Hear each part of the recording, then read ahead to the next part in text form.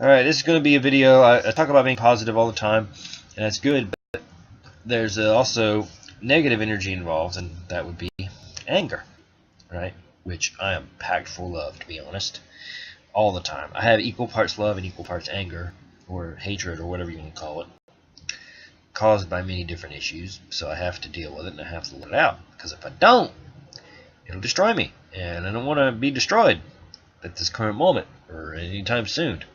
So the key with anger is it builds up and it releases, right?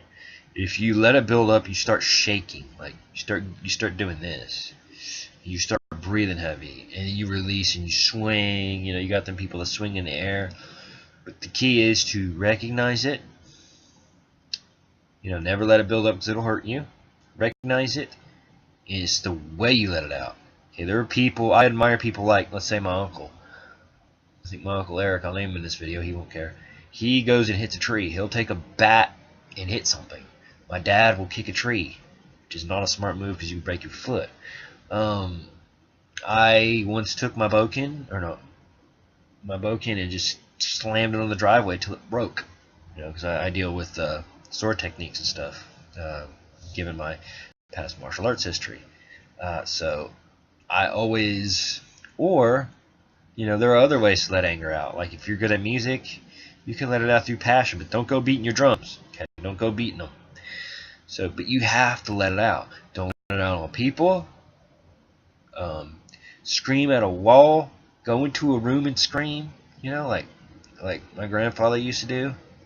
So he suffered from heart disease, and I empathized with him, and there's some things where he just got frustrated, and he went into a room and he screamed for about an hour and a half. Okay, and he came out and he was all fine. So do whatever. Anybody who says, "Oh, don't holler at me," blah blah blah blah blah, go out, let go of your anger, and then come back in and talk.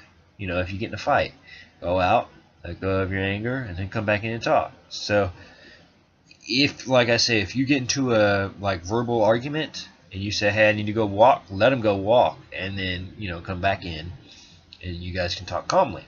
Because some people just run off of their emotions. That's a fact. So you just never let your anger build up.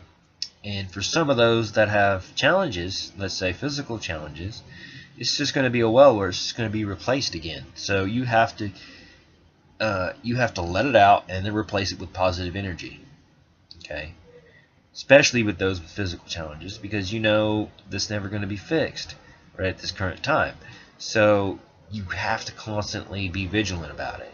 Be more vigilant about the anger that you have in you than the love you have in you, because the anger you can let out. Okay, but if you let it get out of control, you can end up hurting somebody. So be very vigilant about the anger that you have in you and let it out. Alright?